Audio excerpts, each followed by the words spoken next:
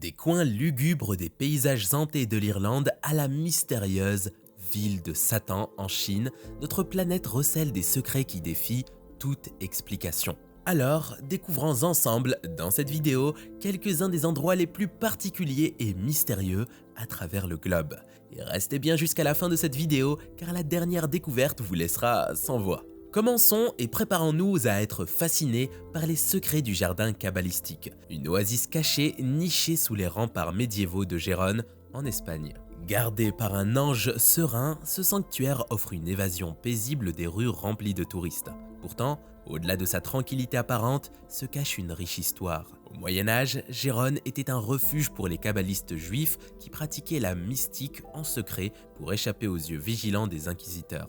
En pénétrant dans le jardin de l'Ange, vous serez enveloppé par des murs de 3 mètres de haut, ornés de roses en cascade et de plaques portant des noms angéliques en hébreu et en catalan. Cette merveille architecturale se déploie sur 4 niveaux, reliés par des escaliers en pierre, créant une cascade harmonieuse contre les remparts de la ville ancienne.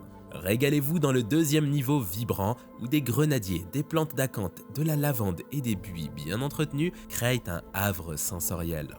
Montez au troisième niveau, guidé par un escalier en pierre dissimulé, et découvrez un ange doré grandeur nature du 19e siècle.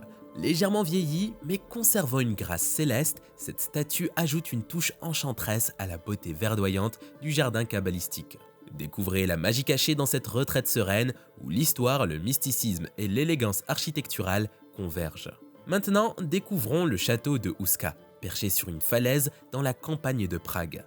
Il se dresse comme un témoignage impressionnant d'une histoire hantée. Construit au 8e siècle, le château, selon le folklore tchèque, a été érigé pour sceller une porte vers l'enfer, protégeant les villageois des entités démoniaques.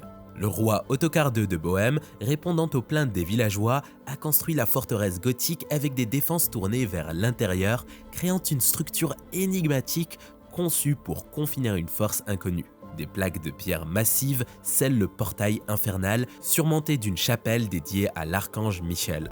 Le récit sinistre du château s'approfondit en 1639 lorsque Oronto, un praticien de la magie noire, chercha l'immortalité dans ses murs. Dans les années 1940, les nazis occupèrent le château de Houska, suscitant des rumeurs sur leur quête de sa bibliothèque riche en occultisme et de l'exploitation potentielle du pouvoir du portail scellé. Le château de Houska émerge comme une fusion glaçante de mythes et d'histoires où les échos de démons, de savants fous et d'occupants nazis résonnent dans une danse macabre à travers les siècles, laissant les visiteurs fascinés par son passé énigmatique et troublant. Passons maintenant à l'incroyable Mogui Chang, également connu sous le nom de Cité démoniaque de Chine. Située au cœur de la désolation impitoyable de la province du Xinjiang, cette ville non conventionnelle s'étend sur 28 km², façonnée au fil des millénaires par des vents implacables en un paysage ressemblant à des châteaux naturels ornés d'habitations troglodytes abandonnées. Le nom sinistre provient des légendes locales évoquant une divinité infernale et des pierres d'oracles mystiques. Le Xinjiang, une région d'extrême vente, l'un des points les plus bas en dessous du niveau de la mer et l'un de ses sommets les plus élevés au monde. Avec une histoire riche en tant que carrefour de la route de la soie, le Xinjiang a été le témoin du passage d'armées et des échos des récits de Gengis Khan. Des légendes tourbillonnent autour de Mogui Chang, racontant la disparition d'une armée entière engloutie par une tempête de sable.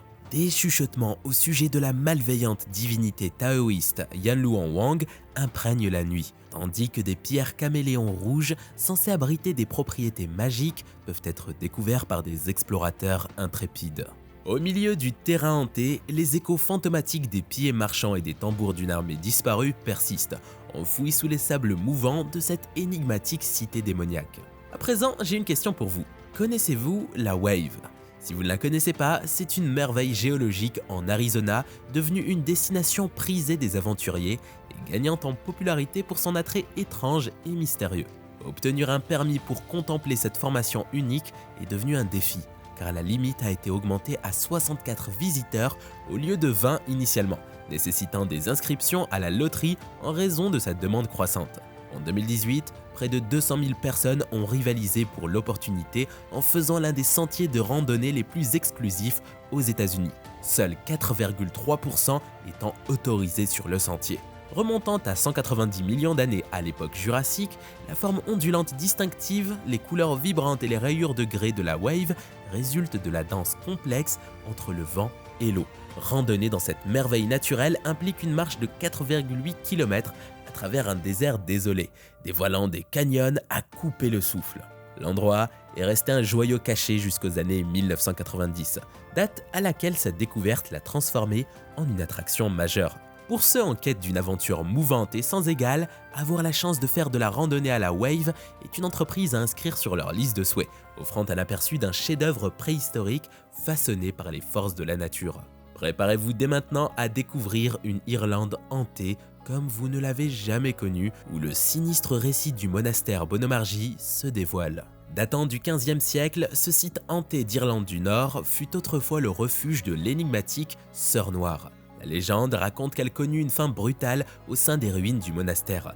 Établi par l'ordre franciscain dans les années 1400, le monastère connut une histoire tumultueuse, brûlante en 1584 pour devenir plus tard une base missionnaire en 1626. Les infortunes du monastère persistèrent en 1641 lorsqu'il fut abandonné pour être ensuite réclamé par Julia MacKillen, la recluse Sœur Noire. Connue pour ses présumés pouvoirs magiques dans la prescience et les prophéties, Julia connut une fin tragique lorsqu'on la poussa d'une fenêtre à l'étage supérieur. Son esprit, refusant de partir, hante encore les lieux aujourd'hui. Des visiteurs ont signalé des apparitions de son fantôme et une pierre singulière avec un trou à proximité marque sa tombe, invitant ceux qui osent à réveiller son esprit pour entrevoir l'avenir. Oseriez-vous déranger le repos de la Sœur Noire pour percer les mystères du temps ? Préparez-vous maintenant à être émerveillé par le phénomène unique de la séparation de la mer de Jindo en Corée du Sud, un spectacle fascinant qui évoque des images dignes de l'Ancien Testament. Des centaines de milliers de personnes se rassemblent chaque année à la pointe de la péninsule coréenne pour assister à ce prodige naturel, se produisant 2 ou 3 fois par an, mais captivant la foule en une seule réunion.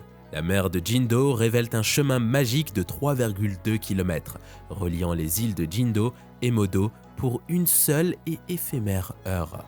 Bien que cela puisse sembler être le résultat de forces mystiques, le phénomène repose sur la science. La géoscientifique Kevin Moffett explique que le phénomène de la séparation de la mer est en partie dû à des marées extrêmement basses combinées à des harmoniques de marée, qui sont influencées par les positions du Soleil et de la Lune. Ces corps célestes travaillent de concert pour tirer les vagues de manière adéquate, dévoilant une crête de terre traversable pour une fenêtre brève et envoûtante de 60 minutes. La séparation de la mer de Jindo offre une expérience surréaliste où la chorégraphie de la nature crée un chemin vers l'émerveillement. Maintenant, passons à la découverte suivante qui ne manquera pas de vous laisser sans voix.